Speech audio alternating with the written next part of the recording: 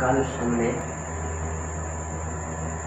پورے پاکستان میں بلکہ پوری دنیا میں جتنے بھی پاکستانی ہیں سب نے جشن آزادی بڑے جوش جذبے سے منائی ہے۔ اور آج افغانستان کے اندر طالبان کابل تک پہنچ چکے ہیں۔ افغانستان کی تاریخ یہ رہی ہے، بلکہ اس خطے کی تاریخ ہی ہے کہ یہاں سرد علاقوں کے لوگ گرم پانیوں کی تلاش میں اس خطے پر حملہ آور ہوتے ہیں اور تخت و تاراج کر کر اس خطے کو واپس چلے جاتے ہیں۔ تاریخ میں بہت سے لوگ یہاں آئے اور انہوں نے اپنا بسیرا بھی یہاں کیا، لیکن بدقسمتی ہے ہمارے اس خطے کی کہ ہمارے اندر نا اتفاقی ہے۔ مجھے آج تک یہ بات سمجھ نہ آئی کہ افغانستان میں کوئی مسئلہ ہوتا ہے تو ہندوستان خوش ہو جاتا ہے، پاکستان کے اندر کوئی مسئلہ ہو ہندوستان خوش ہوتا ہے۔ ہاں، ایسا ہی ہمارے ساتھ بھی ہے۔ ہم بھی جو لوگ ہمارے مخالف ہیں ان کے ساتھ کوئی اچھا برا ہو تو ہم بھی خوش ہوتے ہیں۔ یہ انسانی المیہ ہے، لیکن ہمارے اس خطے کا المیہ سب سے زیادہ یہ ہے کہ ہم آج تک ان مسائل کو سمجھ ہی نہ سکے۔ جو لوگ سرد علاقوں سے ہمارے گرم پانی کے علاقے میں آتے ہیں، 4 موسموں کو ہمارے پاکستان، ہندوستان، برصغیر پاک و ہند کے اندر دھوپ بھی ہے، سخت گرمی بھی ہے۔ ٹھنڈے علاقوں کے لوگ دھوپ کو سیکنے کے لیے، دھوپ سے انجوائے کرنے کے لیے، اپنی صحت کے لیے ان علاقوں میں آتے ہیں، ان پر حملہ کرنا چاہتے ہیں، ان پر قبضہ کرنا چاہتے ہیں، اور ہمارے اندر ہی میر جعفر اور میر صادق ہے۔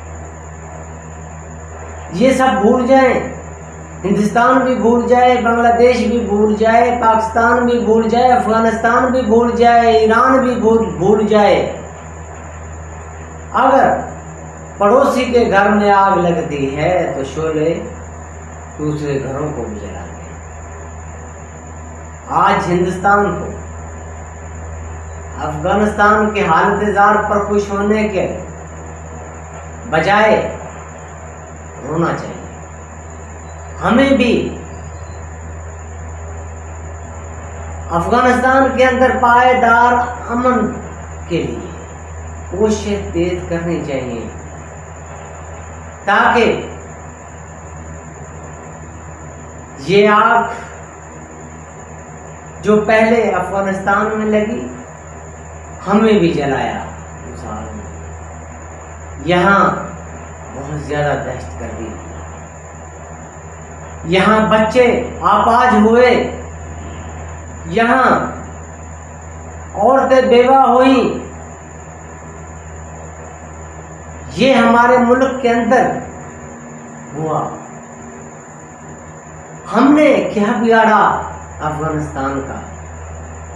ہم نے تو افغانستان کے 40 لاکھ لوگوں کو پناہ دی، ہم نے انہیں روزگار بھی دیا، ہم نے انہیں پناہ بھی دی، ہم نے ان کو کھانے کے لیے تو اللہ پاک ہی دیتا ہے، لیکن انسان ذریعہ تو بنتا ہے۔ ہم ان کے لیے، ان پناہ گزینوں کے لیے ہر قسم کی مدد کی، لیکن انہیں پناہ گزینوں کے اندر سے لوگوں نے ہمارے پاکستان کے اندر حملے کیے، دہشت گردی پھیلائی، وہ راہ کے ایجنٹ بن گئے، یعنی ہندوستان نے ان لوگوں کو استعمال کیا. میں ہندوستان کے لوگوں سے یہ بات پوچھنا چاہتا ہوں، کیا آج تک کبھی ہوا ہے کہ آگ ایک گھر میں لگے اور آس پاس گھر محفوظ رہے؟ کبھی ہوا ہے؟ نہ یہ کبھی ہوا ہے، نہ ہو سکے گا. خدا کے لیے میں ایران والوں سے بھی یہی کہتا ہوں، میں افغانستان والوں سے بھی یہی کہتا ہوں، میں ہندوستان والوں سے یہی کہتا ہوں، میں پاکستان والوں سے بھی یہی کہتا ہوں کہ یہ افغانستان کی آگ کو بجھانے میں اپنا کردار ادا کریں. اس کو بھڑکانے میں کوئی بندہ، کوئی بھی ملک اس کو بھڑکانے کی کوشش نہ کرے. نہیں تو یہ شعلے جیسے ہم نے بھگتے ہیں پچھلے 20 سال سے، ان شعلوں کی لپیٹ میں ہم آئے ہیں. سب سے زیادہ متاثرین پاکستان کے لوگ ہوئے ہیں. افغانستان کی جو جنگ امریکہ نے چھیڑی، بلکہ یہ 30-32 ملکوں نے چھیڑی. مقصد ان کا یہی تھا کہ افغانستان پر قبضہ کر لیا جائے، پھر پاکستان پر کیا جائے، ایران پر کیا جائے، اور ہندوستان جو کہ ان کا چہیتا بھی ہے اس پر بھی قبضہ کر لیا جائے. یہ ہندوستان والوں کو نظر آنا چاہیے. یہی ایک مقصد تھا جس کے لیے 20 سال سے ایک جنگ افغانستان کے اندر مسلط کر دی گئی، اور اس جنگ کی لپیٹ میں سب سے زیادہ ہم آئے، یعنی پاکستان آیا. پاکستان متاثر ہوا، ہماری بہت سے لوگوں نے قربانیاں دی، ہمارے بہت سے لوگ شہید ہوئے، ہمارے آرمی کے لوگ شہید ہوئے.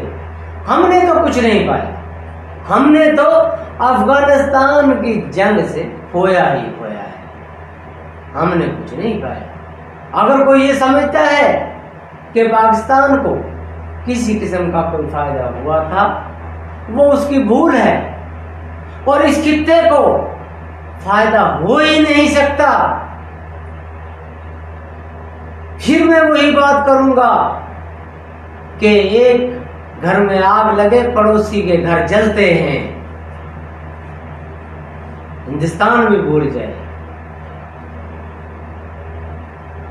تمام ممالک بھول جائیں، اور یہ آگ ایسی آگ ہوگی اگر اس پر پانی نہ ڈالا گیا، اس کو مذاکرات کے ذریعے حل نہ کروایا گیا، تو یہ اس خطے کو ہی نہیں، یہ جو 30 ممالک کے لوگ ہیں، یہ جو افغانستان کے دوسرے آس پاس کے علاقے ہیں، یہ بھی متاثر ہوں گے. یورپین ممالک سب سے زیادہ متاثر ہوں گے. یہ نہ سمجھے کہ وہ دور ہیں، یہ کوئی نہ سمجھے. جب آگ لگتی ہے تو بہت کچھ جلاتی ہے. خدا را میں تمام ممالک سے یہ گزارش کرتا ہوں، التماس کرتا ہوں کہ جس افغانستان کی آگ کو بجھانے کی کوشش کی جائے، اس آگ پر جیسے ہندوستان بگلے بجا رہا ہے، بگلے نہ بجائی جائیں.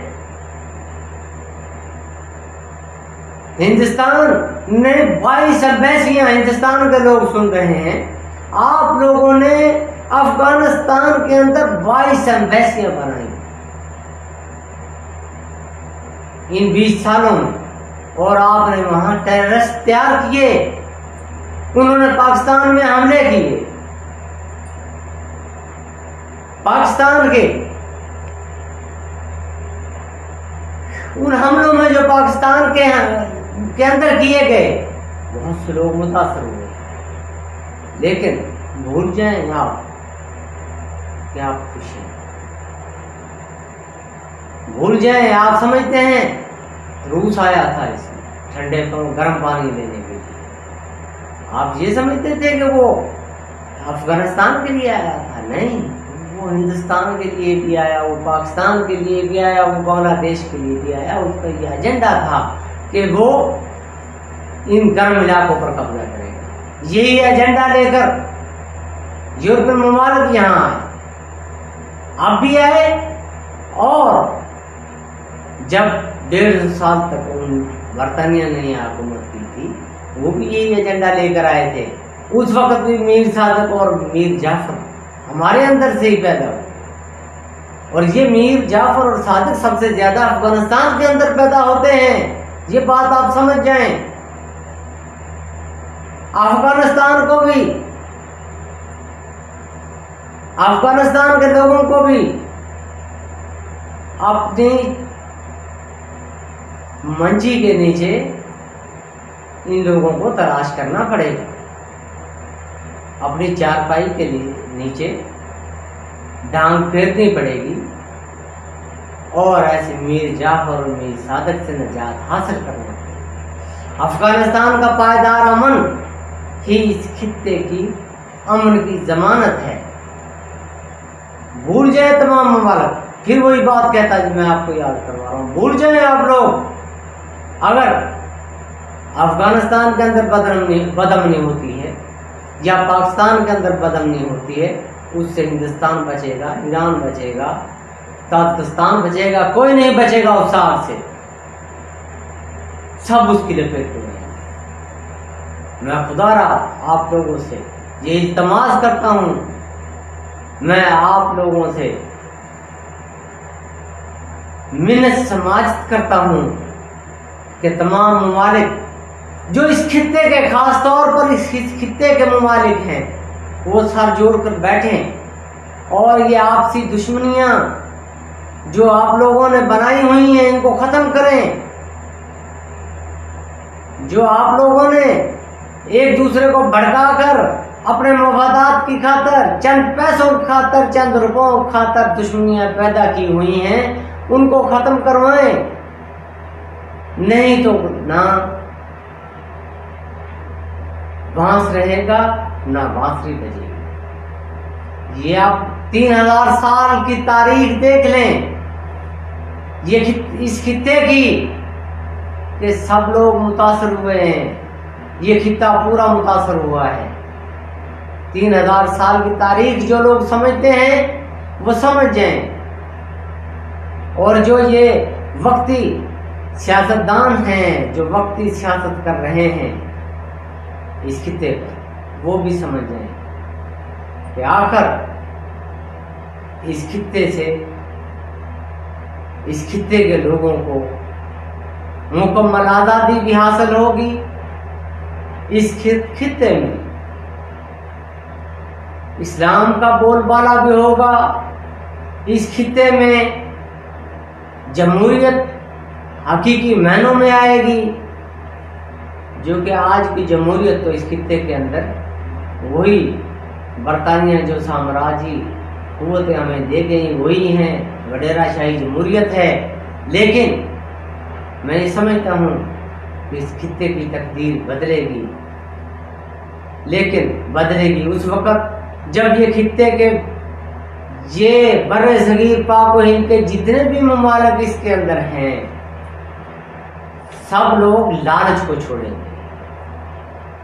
سب ممالک اپنی ذاتی مفادات کو چھوڑ کر اس خطے کے بارے میں سوچیں گے.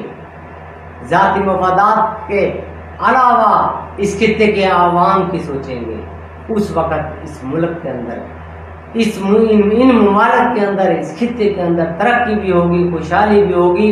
اور یہ جو گرم علاقے، ٹھنڈے علاقوں کے لوگ گرم پانی کے لیے یہاں آتے ہیں، انہیں بھی پتہ چل جائے گا کہ یہ خطہ اتنا کمزور نہیں ہے.